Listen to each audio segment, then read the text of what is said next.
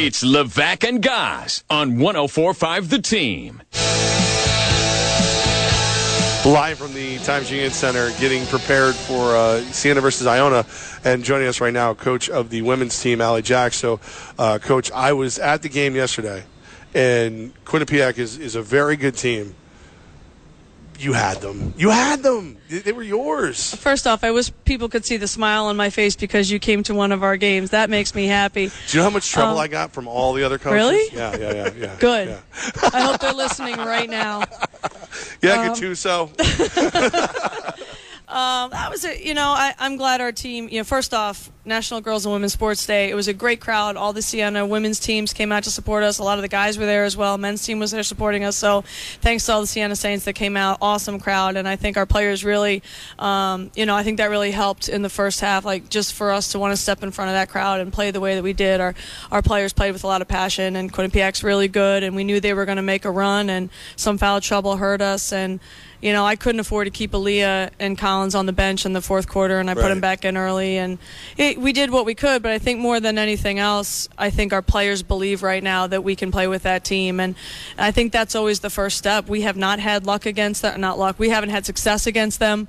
It took us a while to have success against Marist, but when you finally taste that and then you have some confidence to know you can play with a team like that, hopefully moving forward, if we happen to see them in the tournament, we can be right there again, knocking on the door. Well, the star of the game was hands down your pants. I was saving those for maybe a lucky pants game, and then when I knew I was going to be talking to you guys today, I knew the topic was going to be pants again. But yeah, I was saving those. They were white pants, right, with dark green and gold and gray checkers like that, and I didn't have them made. Some people have their clothes made. I don't. I found those. I literally looked at my daughter and I go, Ella, tell me Patsos could coach in those. He couldn't make that work. Patsos could pull some things off, but I don't know. First of all, I'm like, where do you find the green and the gold and the whole nine? I'm like, she had those made. No. And it's just, and then my daughter looked at me and went, Dad, we're at a basketball game and you're worried about the coach's pants. And I went, here's my man card. But I have questions. I don't have a deal with Mark Thomas Apparel, so I have to purchase my own. Nordstrom took care of me on that. I'm not supposed to know if I give him a shout out or not, but I paid full price. Now I got my money's worth, I think. We need green with the white and the gold. So Nordstrom get to work on that for the other way. Yeah, we can put the label on it, Jaques Pants. I don't know. I might have a future job if this doesn't work out. Fashion design. Pant model. You're not superstitious like that? If you guys had a huge victory, you'd have to do the same outfit or something else, or one thing you have to do before every game? Okay, so I'm going to tell you a secret. Here we go. I gave up on the lucky outfits because I was spending so much on clothes and shoes that we were losing my first 2 years that I'm like, this isn't working. All right? And I lost in a few outfits that I thought were going to be really special. And then halfway through the year when Udoka got hurt and we lost 3 games in a row and times were just bad, I was like, forget it. I'm going to wear all my unlucky clothes from here on out. We won 5 games in a row. So there is no truth to any of that superstition about clothes. None. The team looks really good. You mentioned foul trouble. You had them right until Colin Scarborough got her 4th foul. Yeah, and Aaliyah Jones picked up a 4th too. Yeah, but there was that. You saw it. Yeah. You saw the whole. They let out a breath of relief. When it was 2 minutes left in the third, and you had to pull her. And they looked around at each other like, oh, good. Right, and that's a problem right now for us. We're just not deep with the injuries we've had. With our post play, and that's we can't afford for those players to be in foul trouble. And I went back and gambled and put her in with 7 minutes to go, and Aaliyah fouled out. I think right away. I put him in the 4th quarter. Anyways, foul trouble hurts us. We're thin. We know that, and Quinnipiac's a very physical team. That's why I'm not thin. I don't like being in foul trouble. That's why. I think we've got our money's worth on our fouls, though, for the most part. Well, it was an interest. I don't get to see many of the women's games. So, when my daughter said I wanted to go and everything, I was like, perfect, let's go. And that was a fight. That was a 4-period fight. That was not a basketball game. And I know you are way too professional to say this, but they may have the most annoying coaches on the planet in Quinnipiac. I'll say it. I don't care. You look at her, she's like, I no comment. Okay, so Trish is a friend of mine, and there's One thing I love about the MAC, that's the head coach. Okay. So I know where you're going with this. So she's phenomenal. She picked up her 400th win last night. After and she the was game. not as bad. No, she's not the one that bothered me. She's very professional. If I'm being perfectly honest, it wasn't her. It was Mini-Me behind her that bothered me. His name is Mountain. Is it? No, come on. Yeah. Are you serious? Yes.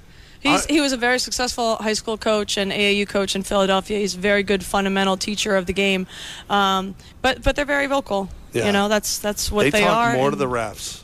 And, I mean, like, I thought he was playing, like, telephone with the ref at one point. Because he kept looking around her to yell to the ref, like, that was a double dribble. And it's like, dude, 2 people had the ball. Like, what? Sorry. Yeah. I know this isn't good for you for me to do this. Very but I was, coach answer by coach right now. Well, I appreciate it, though. Because she's a professional. I'm not. That's right. I'll give you an easier question to answer. How about this? Manhattan and Fairfield coming up later this week. Huge matchup for you guys. Quinnipiac was big, but we're talking about positioning now for the conference tournament.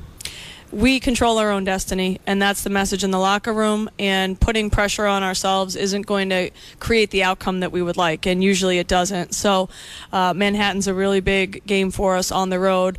I've got some kids from New York who get really fired up for that game, so I'm excited to go down to Manhattan and see what we have. They're playing very well. But Manhattan Fairfield this weekend is going to determine a lot for us in the standings, and and then we come back home to Canisius, who we didn't have success against out in Buffalo, and that's going to be our Pink Zone game. So that'll be a fundraiser for breast cancer awareness, and it's a really big game for us and for the community. We have a Survivors March before that game, which is pretty special, and then our last home game, St. Peter's, is Senior Day. So, anything can happen in the MAC from now until then, and I do know that if we were to be fortunate enough to go 4-0, we would finish in third from the way things look like they're shaking out. That's 2 weeks away, and we got to worry about, practice tomorrow and cleaning up some stuff. But Manhattan's going to be a good test for us. I was going to ask for tickets to Canisius, but after talking about your pants and your opposing coaches, I don't know if I got some cool pink shoes for that game, so I'm sure there's tickets available. I was going to wear the same, so I'm sure you were. No, I don't know. But honestly, this group has just been so fun to coach. And if you do get a chance to come watch us play, we might not win every single game, but you're going to see a team that busts their tails every single second. And I'm just really proud of that. Well, how do you fix? You said that you're thin. You've had some injuries. You've had some things happen. How do you fix that? Like, you just walk into the room and say, "Hey, ladies, we got to tough it out," or do you rest them more in practice? Like, the year we only had 7 players, I was able to take some timeouts that would have gone to medias at important junctures. We've been pretty strategic with subbing before media timeouts, so they get an extra minute. Yesterday we had 2.5-minute media timeouts because it was a television game, so they had longer time to recover.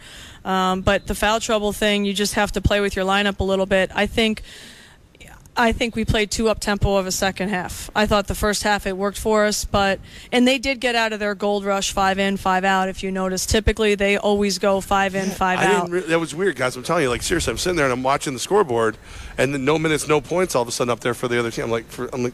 It's like a line change in hockey almost. Yeah. No, they do that, yeah, but they got away from it in the second half. So I think, if we face them again, we can do some different things to change tempo and stuff like that, but for us, there's not much we can do about creating another post player. We are where we are. So next man up, next person up has to step up, and if we have to double the post, we will. There's always a way you can solve the problem. You just have to think outside the box a little bit sometimes.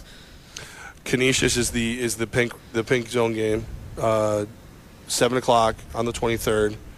I seriously, I'm going to be there. That's it's a great cause. Before the game, we march out Capital Region breast cancer survivors, and it's very emotional. There's women that are 1-month survivors and 22-year survivors, and it's a pretty cool event.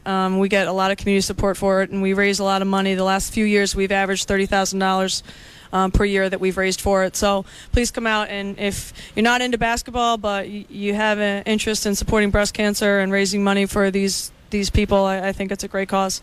And if you'll be into basketball. It's so funny. My daughter, she's been a softball player and this and that. She's watched your team. She's met you. She's now decided that basketball is what she wants to do. So that's pretty cool. Thank you. It is. So, and a lot of it's because of how those. Saints is not what I would call your ladies. I'm sorry, man. What would you call us? I would call them fierce. They were some bad A's, man. They handled it. I wouldn't have gone out there. I'm serious, especially Gibson. Gibson Thank you. is I fierce, love her man. so much. I love her so much. There was like a moment where I don't remember exactly what happened, but it was like it looked like the ball was under control with someone, and then the second it wasn't, she comes in like if it was water, it would be a shark fin. Like the way she just came flying in.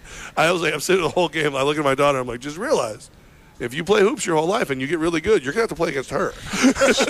She's a young lady that's had a lot to get through in her life and some challenges, and she's just a very determined young woman, and she works really, really hard. And it's funny, she's the shortest one on the court, but she plays bigger than anybody. I never would have known that. I never would have known, because she was. I mean, she's right at the hoop every play. Yeah. If you haven't seen the ladies play, make sure you check them out. Perfect time would be the 23rd. And I listen. I'm one of those guys who's like, I'd rather watch dudes play. I don't know that that's true anymore. I really, and I'm not saying that because she's across from me and she scares me a little bit. No, my team does. They'll come after you too. Dude, I tell you. And remember when Coach was it a week ago, 2 weeks ago, and when you said like Scarborough's arms. She's shredded. Girl knows her way around the weight room. Yeah. There's no doubt about that. So even my daughter's sitting there going, look at her arms. Look at her. I'm like, I don't want to. It's embarrassing. They're bigger than mine. So, all right, Coach, thank you so much. Best of luck with the rest of the games. And if I haven't embarrassed myself too much, I'll be there. Oh, can't wait. Thank you. We've got headlines coming up next live from the TU Center.